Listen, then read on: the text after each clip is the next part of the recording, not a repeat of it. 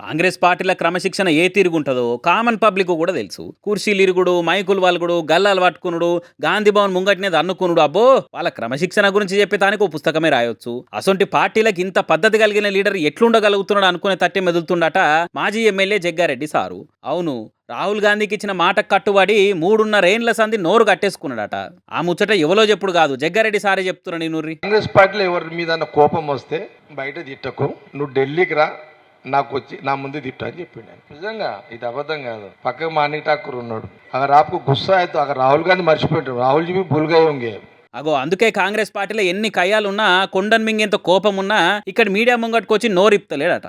ఒకవేళ కట్టలు దిగేంత కోపం వచ్చినా రాహుల్ గాంధీ చెప్పిన మాటలు గుర్తుకొచ్చి గుండె నిబ్బరం చేసుకుంటున్నాట. ఎవరి నడమ ఎసొంటి పంచాదులు వచ్చినా జగ్గారెడ్డి సార్తో ఏరే ఎవ్వరు కయ్యానికి కాలు దువ్వినా మస్తు ఓపిక పట్టినట. అంతేనా సారు? ఆ 3.5 ఏళ్ల నుంచి ఇప్పటి వరకు నేను బయట రాహుల్ గాంధీ అన్న మాటకు, నేను ఇచ్చిన మాట కట్టుబడి నేను ఇప్పటిదాకా ఎవ్వరి విషయాలు కానీ ఏ విషయాలు కానీ బయట కూడా మాట్లాడతలేదు. అది జగ్గారెడ్డి అంటే. వచ్చేసి ఒక మాట అయ్యకుంటే ఒక మాట చెప్పలేనమ్మా అన్నట్టు రాహుల్ గాంధీ కో మాట బయట ఇంకో మాట మాట్లాడకుంటున్నాడట. ఇక చెప్పురి, జగ్గారెడ్డి తిరిగా కాంగ్రెస్ పార్టీలో ఎవరన్నా ఉండగలరా?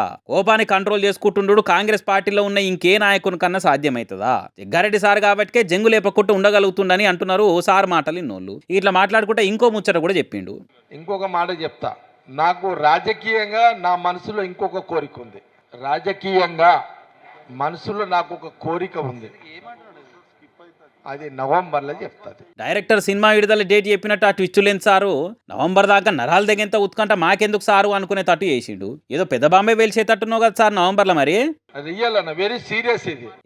సీరియస్ గాని ముచ్చట మీరెందుకు చెప్తారు సారు? చూస్తుంటే సీఎం సీటు మీదకే సూటి పెట్టినట్టున్నావు, అంతేనా? రాజకీయమైన అది కాదు, ఏది మీరు అనుకుంది కాదు, మీరు ఏదో అనుకుంటున్నారు అది కాదు, సీఎం సబ్జెక్ట్ కాదు. కాదు సీఎంది చెప్తి కదా. ఇప్పుడు సీఎం రేవంత్ రెడ్డి ఉన్నాడు, ఆయన ఇంకేదో 5 ఏళ్ళు అంటున్నాడు. మళ్ళీ ఉత్తమ్ రెడ్డి మళ్ళీ ఆయన ట్రై చేస్తాడు ఇప్పటికీ.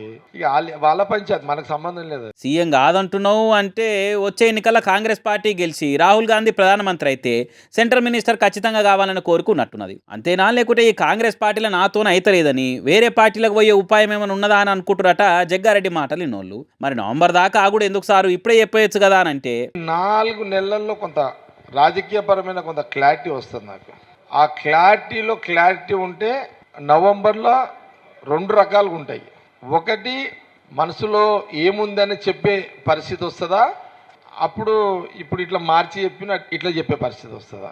ఈ ఎట్లా చెప్పినా అప్పటి పరిస్థితిని బట్టి మాట్లాడతా అని అంటున్నాం, అంతేగా సారు? సరే ఏం చేస్తా, నవంబర్ దాకా ఆగుతాము.